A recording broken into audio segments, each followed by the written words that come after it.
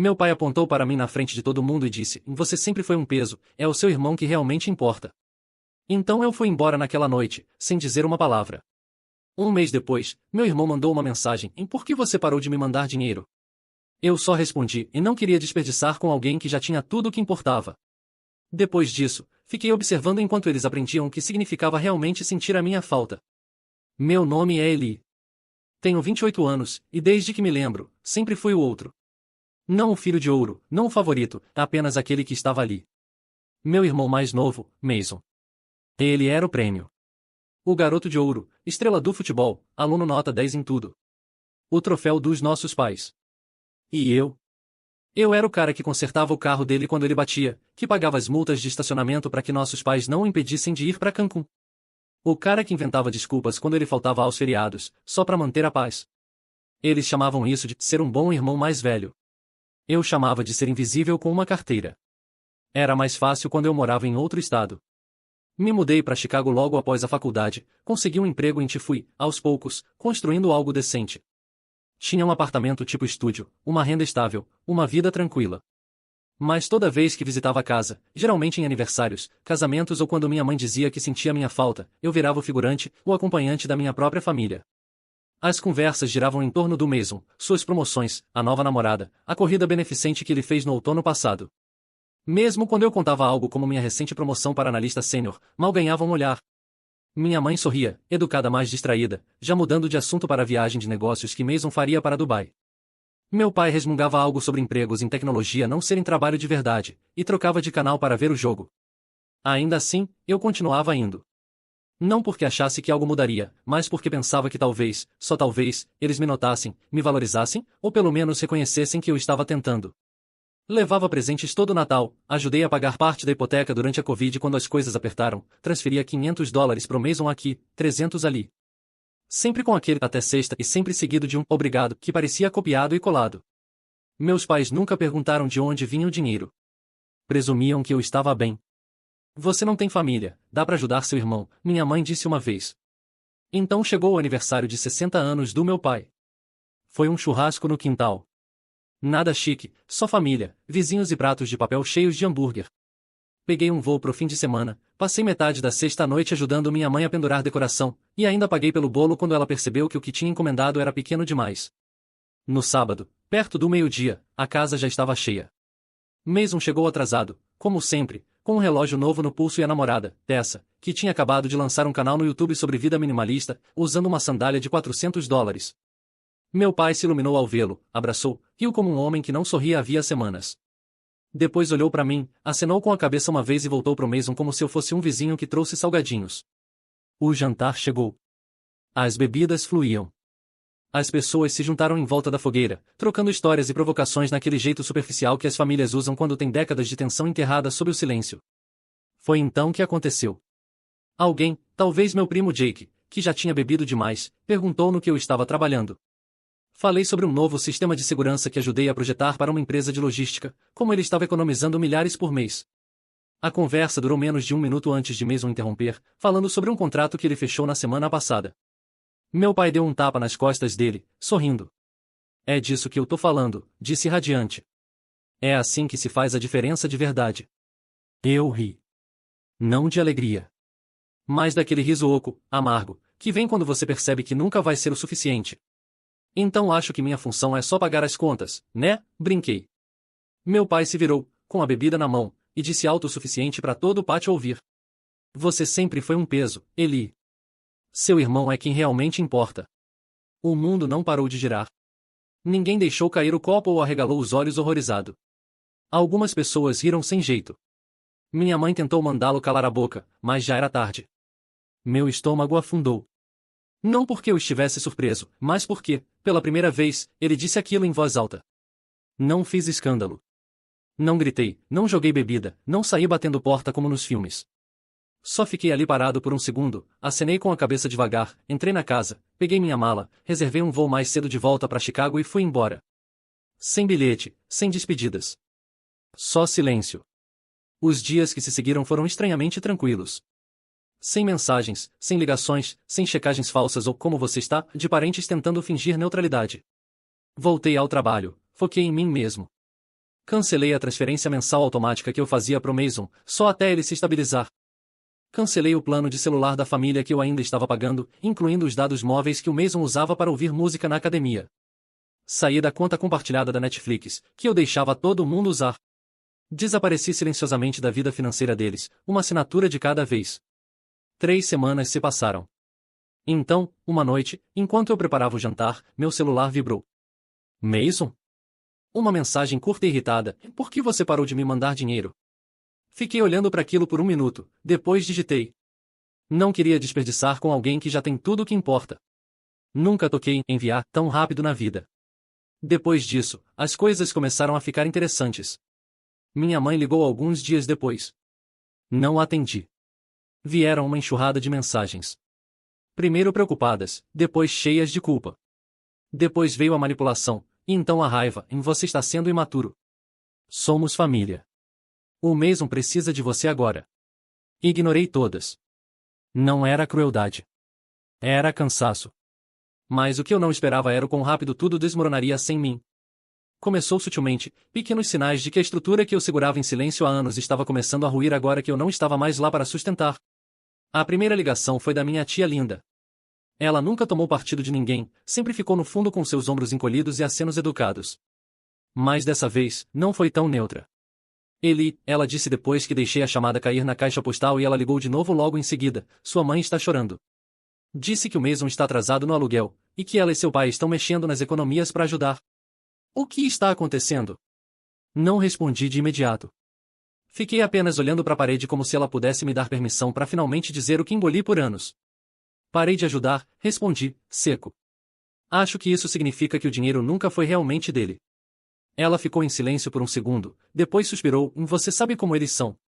Só pensam nas consequências quando já estão afundados nelas. Talvez essa seja a única forma de aprenderem, respondi, e desliguei. Depois disso, só piorou. Ou melhorou, dependendo do ponto de vista. Aparentemente, sem os $500 que eu mandava pro Mason a cada 2 semanas, ele ficou 2 meses sem pagar aluguel. As dívidas no cartão de crédito começaram a se acumular.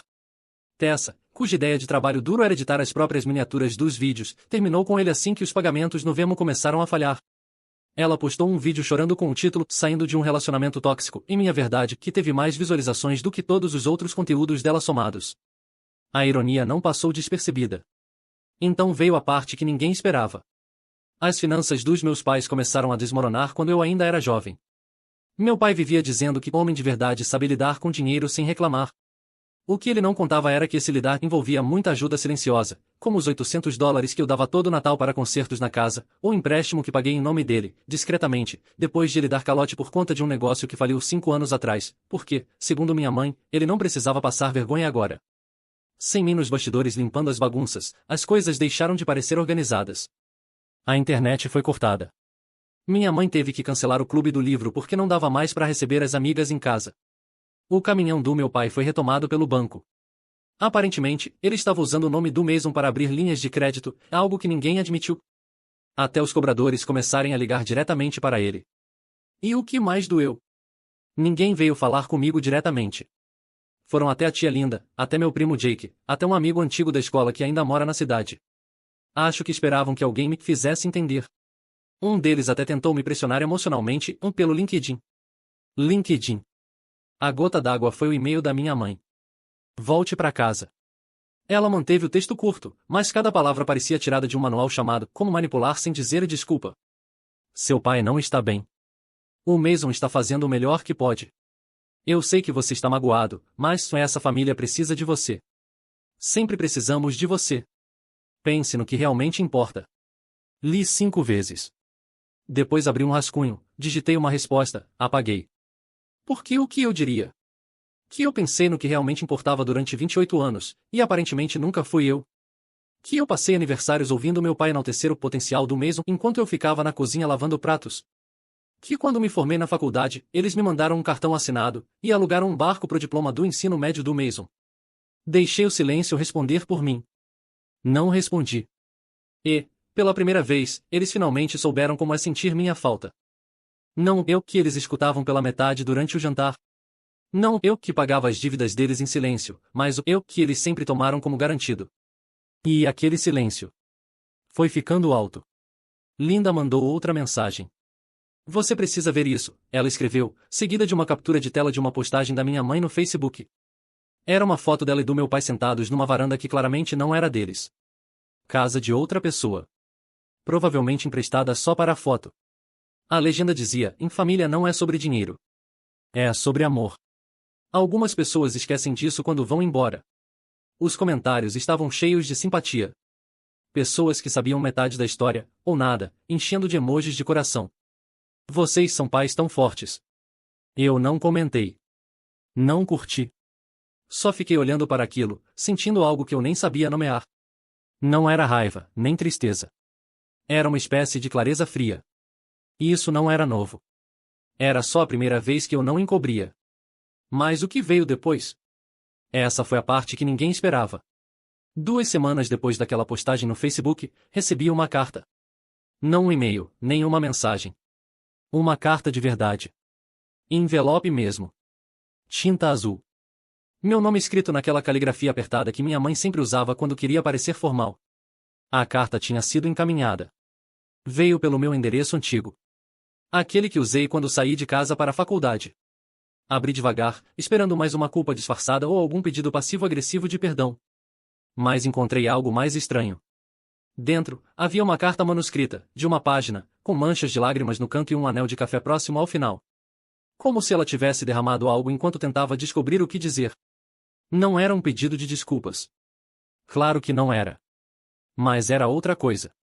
Eli, eu sei que provavelmente você não vai ler isso. E se ler, vai achar que estou só inventando desculpas. Talvez eu esteja. Talvez eu mereça o silêncio. Mas preciso explicar uma coisa. Seu pai não está bem. Ele não conta pra ninguém. Mas o médico disse que é o coração. Ele está com medo. Por isso está mais explosivo. Por isso ele disse o que disse. O Mason também está com dificuldades. Ele não é tão forte quanto você pensa. Nunca foi. Você sempre foi quem a gente podia contar. Não porque não te amássemos, mas porque você resolvia as coisas. Você era sólido, confiável. Talvez isso não tenha sido justo. Talvez tenhamos nos apoiado demais em você. Mas, Eli, famílias cometem erros. E agora estamos desmoronando. Precisamos de você. Por favor, volte para casa. Isso deveria ter quebrado alguma coisa dentro de mim. Deveria ter mexido naquela velha culpa que eu carregava como uma segunda pele. Mas em vez disso, não senti nada. Só cansaço. Não aquele que passa com sono, mas o que fica nos ossos. Aquele tipo de cansaço de quem carrega demais por tempo demais. Ainda assim, uma parte de mim não conseguia parar de pensar se era verdade, sobre meu pai, sobre o Mason, sobre tudo que esconderam atrás das expectativas que jogaram em cima de mim. Então fiz algo que não fazia há muito tempo. Pesquisei. Não liguei. Não perguntei. Pesquisei. Encontrei o LinkedIn do Mason. Ainda listado como consultor freelancer. Nenhuma atividade. Em 6 meses, a empresa onde ele trabalhava silenciosamente o retirou da página de equipe. Verifiquei registros públicos. Ele foi despejado 2 vezes. Depois procurei a casa dos meus pais. Estava em pré-execução hipotecária. E de repente tudo fez sentido. A carta. A postagem. As ligações de parentes com quem não falava havia anos. Eles não estavam me procurando porque sentiam minha falta. Eles estavam me procurando porque o banco finalmente desligou o telefone. Mas aqui está o detalhe. Eles não sabiam o que eu tinha feito uma semana depois de sair daquele churrasco de quintal, enquanto eles ainda passavam a salada de batata e elogiavam mais uma ideia brilhante do Mason. Eu tinha começado a procurar imóveis, especificamente no bairro deles, na mesma rua. E comprei uma casa. Não para morar, nem para alugar. Só para ter. Era 2 casas depois da deles. Precisa de conserto, novo telhado, fundação instável. Paguei à vista, organizei a reforma através de uma empresa de fachada sem ligação rastreável comigo, troquei a caixa de correio, até estacionei um carro velho na garagem para parecer abandonada. Eles nunca notaram. Mas iam notar logo. Porque enquanto tentavam entender por que o banco não era mais paciente, por que as contas se acumulavam, por que a rede de segurança do Mason sumiu, algo mais se movia silenciosamente, e tudo chegou ao ápice numa quarta-feira chuvosa. Eu estava trabalhando de casa quando a ligação chegou. Número desconhecido. Deixei ir para a caixa postal. Alguns minutos depois, outra ligação, dessa vez da minha mãe. A atendi. A voz dela estava trêmula, desesperada. Eli, ela disse. Alguém comprou a casa ao lado. É você, não é? Eu não disse nada, só deixei o silêncio se alongar. Eu vi seu nome na licença da reforma, ela disse, a voz se partindo. Você esteve aqui esse tempo todo, observando a gente. Mesmo assim, continuei em silêncio. Eu não entendo. Por que você faria isso? Finalmente falei. Calmo, firme, como se tivesse ensaiado, porque eu queria ver o que acontecia quando o peso morto parava de carregar tudo. Ela começou a chorar. Não era um choro dramático, não era gritaria. Eram sons baixos, partidos. Eli, estamos perdendo tudo. Vocês já me perderam, respondi. E desliguei. Mas não terminou ali, porque o que veio depois foi o desmoronamento. Mason, que não tinha um emprego fixo há mais de um ano, tentou manipular a narrativa online, dizendo que eu tinha cortado a família por rancor. Postou um tweet, já deletado, me chamando de tóxico e abusivo. Mas eu tinha provas. Não no sentido literal. Nunca precisei postar prints ou transferências bancárias. As pessoas lembravam do primo cujos livros da faculdade eu paguei, do tio cuja conta do hospital eu cobri, da sobrinha para quem mandei um notebook durante a quarentena. Elas me procuraram em silêncio. Não sabíamos, disseram. Desculpa. Eu não precisava de um exército. Só precisava que, finalmente, enxergassem. E agora, com placas de execução hipotecária aparecendo e o grupo da família em completo silêncio, eu me sentava na varanda daquela pequena casa reformada, tomando café e vendo o desespero acontecer. Não por crueldade, por clareza. Porque às vezes, a única maneira de ensinar às pessoas o seu valor é deixá-las sentir sua ausência. Mas justo quando achei que a história tinha terminado, que a lição tinha sido aprendida, chegou um envelope. Dessa vez não era da minha mãe. Era do Mason. Dentro, um cheque assinado e um bilhete que dizia simplesmente: Você venceu. Mas foi aí que percebi que ele ainda não tinha entendido. Porque isso nunca foi sobre vencer. E o que fiz depois mudou tudo. Fiquei olhando para aquele cheque por um bom tempo. Não era muito, mal dava para cobrir um mês de aluguel em um apartamento decente. Mas a mensagem por trás dizia tudo. Você venceu. Como se tudo isso tivesse sido uma competição. Como se finalmente ser visto, valorizado, ter escolhido a mim mesmo, fosse só um joguinho mesquinho que eu precisava ganhar. Foi aí que me dei conta. Ele não entendeu. Nenhum deles entendeu. Eu não estava tentando provar nada ao ir embora. Não estava buscando vingança. Nem mesmo queria machucar ninguém. Embora eu não vá mentir, a dor deles às vezes parecia justiça. Não. Eu só estava cansado. Cansado de ser o caixa eletrônico emocional, o consertador não pago, a nota de rodapé. Cansado de ser o cara que só era notado quando algo precisava ser pago, resolvido ou escondido. Mas mesmo no meio do próprio colapso, eles ainda não conseguiam largar a ideia de que eu era o problema por finalmente ter me libertado. Ainda assim, não rasguei o cheque. Também não emoldurei. Coloquei no fundo de uma gaveta, fechado, deixei lá como um fóssil da vida que eu costumava viver. E então fiz algo que eles nunca esperavam. Segui em frente. Vendi a casa ao lado da deles. Nem cheguei a visitá-la durante a venda. Deixei que um investidor local a comprasse, pelo que soube, ele planeja derrubar e construir algo novo. Um recomeço. E isso parecia certo. Eu não queria continuar assistindo eles se desfazerem. Não queria continuar marcando o placar das sombras. Queria construir uma vida onde eu importasse. Não porque eu fosse útil, nem porque fosse confiável, mas porque eu existo. Então comecei a dizer sim para coisas que sempre adiava. Reservei uma viagem para a Islândia. Só eu, uma câmera, e sem roteiro. Me inscrevi em aulas de culinária porque estava cansado de refeições congeladas e jantares solitários. Até entrei num grupo local de trilhas, coisa que eu costumava zombar quando colegas de trabalho me convidavam, achando: por que desperdiçar um sábado de manhã com estranhos? Mas acontece que estranhos podem se tornar algo melhor que família. Alguns se tornaram. Poucos meses nessa nova rotina, conheci a Dani. Ela era direta, inteligente e tinha o hábito de confrontar as pessoas quando tentavam se diminuir. Ela percebeu que eu sempre me apresentava primeiro com o meu cargo. Você não é seu trabalho, ela me disse uma vez durante um café. A menos que queira ser. Mas é uma caixa bem pequena para viver dentro dela. Começamos devagar, cafés, caminhadas, ligações tarde da noite que se estendiam até o silêncio da manhã seguinte. E pela primeira vez em anos, eu não sentia que precisava provar nada para merecer o afeto de alguém. Não precisava financiar os sonhos de outra pessoa só para ser convidado à mesa. Com a Dani, não. Eu simplesmente era. Numa noite, quase um ano depois de ter me afastado da minha família, recebi uma ligação. Número bloqueado. Deixei tocar. Em seguida, veio uma mensagem de voz. Era meu pai. A voz rouca, mais lenta do que eu lembrava. Ele soava menor. Eli, não sei se esse número ainda funciona. Nem sei exatamente o que estou tentando dizer. Só. Eu sinto sua falta. Sua mãe também. O Mason. Bom, ele está tentando se encontrar. Mas eu. Eu estava errado, filho. Estive errado por muito tempo. E sei que dizer isso agora talvez não signifique nada, mas se um dia você quiser conversar, estarei aqui. Eu não chorei. Também não sorri. Apenas fiquei ali sentado, segurando o telefone, ouvindo um homem que passou a vida medindo amor por utilidade, finalmente percebendo que o preço do orgulho dele foi o silêncio. Não liguei de volta. Não naquela hora. Esperei uma semana, depois 2. Até que, num domingo, enquanto eu e a Dani dobrávamos roupas no nosso novo apartamento. Nosso apartamento. Eu disse, acho que talvez eu escreva para ele. Ela olhou para mim.